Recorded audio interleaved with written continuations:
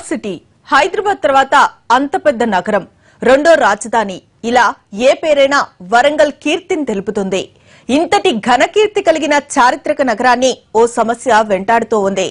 Greater హోదా దక్కినా కేంద్రం ఎన్ని ప్రత్యేక పథకాలను నగరానికి ఇచ్చినా అండర్ గ్రౌండ్ డ్రైనేజీ మాత్రం అందకుండా పోతూ ఉంది.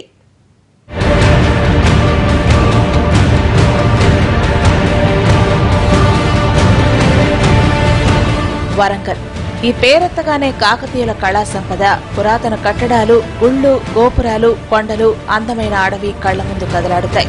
ప్రకృతి సోయగాల హరివిలుగా విరాజిల్లేది ఓరుగల్లు. ఎన్నో పథకాలు, మరెన్నో అవార్డులు, ప్రత్యేకతలను సంపాదించింది. అంతేకాదు ప్రతిష్టాత్మక స్మార్ట్ సిటీలో చోటు సంపాదించింది. ఇంకా కేంద్ర ప్రభుత్వ హృదయ్ అమృత్ పథకానికి వరంగల్ సిటీ ఎంపికైంది.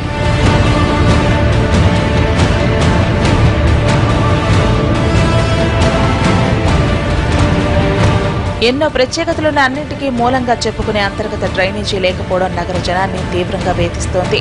మురికి కాలువల వ్యవస్థ సరిగా లేక అనారోగ్య సిటీగా పేరు తెచ్చుకుంటోంది. మాటల్లో ఎన్నో గొప్పలు చెప్పే నేతలు చేతల్లో డ్రైనేజీ సిస్టమ్ కల్పించకపోవడం వల్ల చిన్నపాటి వర్షానికే రోడ్లన్నీ జలమయం అవుతున్నాయి. కంపంతా రహదారులపై ప్రవహిస్తుండడం నగర ప్రజలు తట్టుకోలేకపోతున్నారు.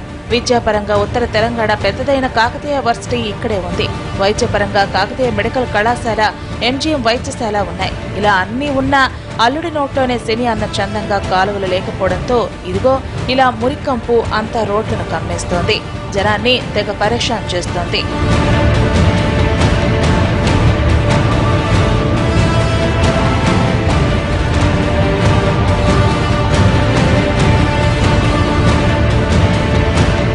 ఎక్కడో ఒక చోట లోపల డ్రైనేజీ ఉన్న వర్షాలకు మ్యాన్ హోల్స్ నిండిపోయి వరదల మురికి నీరు ఉప్పొంగడం పరిపాటైంది. దీనివల్ల దోమలు, ఈగల స్వైర విహారం చేస్తుండటంతో స్థానికులు నానా అవస్థలు పడుతున్నారు, జబ్బుల బారిన పడుతున్నారు. వర్షాల ఎక్కువగా పడటం వల్ల ఆ యొక్క మోటార్లు నిండి దుర్వాసనకు లోనై ప్రజలకు నానా ఇబ్బందులు పడుతున్నది. వర్షాకాలంలో వచ్చిన సీజన్ల వల్ల వచ్చే జబ్బులు అంతా ఇంత కాదు.